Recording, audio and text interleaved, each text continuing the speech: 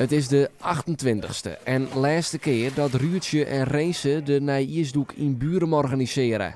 54 mensen kwamen na Iersdij naar de haven om fris het Nijier in te doeken. Ben je met knettergek? Ja, wel een beetje. Dit is wel ijskoud, of net? Ja, ik heb het echt heel koud. Ja, nu al. En dan moet je straks het water er al in. Ja, Hoe ben je op zijn idee gekomen? Gemaakt al. traditie. De voorfoto's. Ik moest van haar. Die doe je hem elke keer. Nou, zo de vierde keer. Nou, gewoon een soort reunie voor de bodem. Nou ja, eigenlijk een Nijiersreceptie hebben we van het dorp. We hebben verder geen dingen, maar als we dit organiseren, dan zullen alle dorpsgenoten zullen elkaar, die kunnen elkaar bij de hand krijgen. En daar, ja, dat zit er mooi bij. Ja. We horen ook op met beheer van het dorpshuis, dus we zijn dan horen we ook op met deze activiteit. Want Maar dan die hebben doeken we... wel, hè? Ik wil ook wel een trommel doen. Ja, ik heb wel trommen doen. Ja. En ga je er dan zien opzoeken of naar uitzoeken?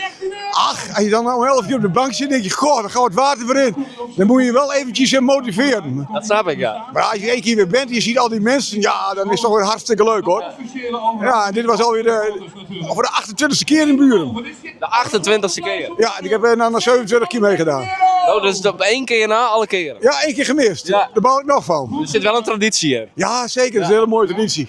We gaan volgend jaar een project naar Ethiopië voor het goede doel. En dan gaan we 4 middelbare klaslokaal bouwen voor de bandjes daar. Dus we doen het nou dus voor het goede doel. Vind wat mooi doel, dus daar ga je me wel van roeien. Ja, zeker. Zeker weten. En op die manier hou je hem daar hulp mee op of zo? Ja, we hadden maar deze actie hebben we sponsors zeg maar, omvregen. Dus die zie ik achter op ons rug.